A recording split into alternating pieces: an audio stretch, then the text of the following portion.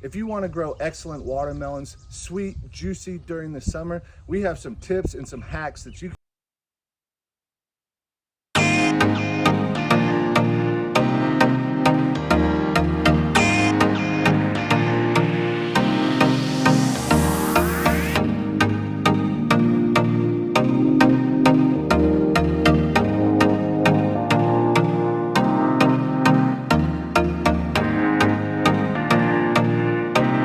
Of the summer is eating fresh watermelon, and what we're doing today is planting our watermelon here at Challenger's Farm. We have a personal favorite of ours, Orangeula.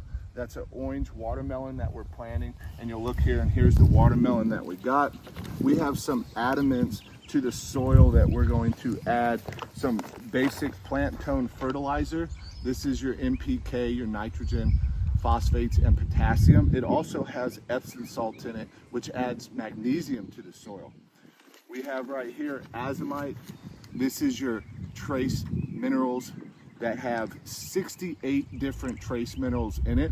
It's just rock dust, but it has all the different trace minerals that the soil needs and we need to be healthy. And what we do here is just dig a trench for our watermelon. We added some compost. Okay, then we have our granules of organic fertilizer, and this just breaks down and feeds your plants over time. And then we also have a game changer with Bigfoot.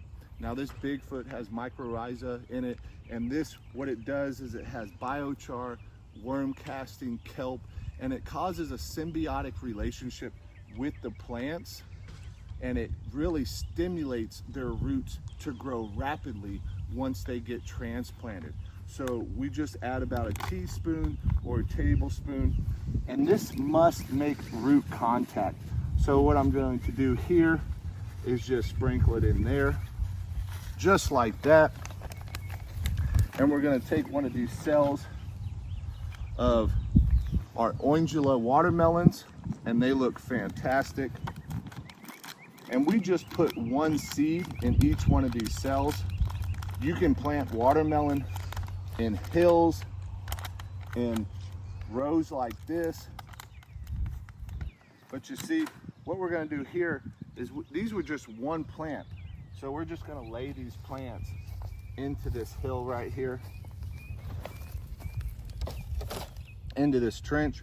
I'm gonna separate that, and we're gonna plant that just like that. Super easy.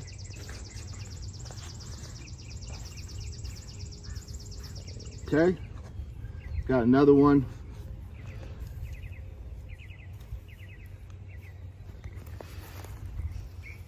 And I'm actually just gonna leave these two right next to each other like that and cover them up. And then we're gonna push this mulch that we have around it. And this mulch is going to keep the soil covered, and it will get all the different kinds of beneficial organisms moving through the soil. And it will also conserve water. Now, we don't have drip lines on these watermelons, but we have about 8 to 10 inches of wood chips around it. And what that's gonna do is it's gonna conserve water throughout the whole summer. So if we have a drought, it won't matter, because these roots will be established with the Bigfoot that we're planting in it.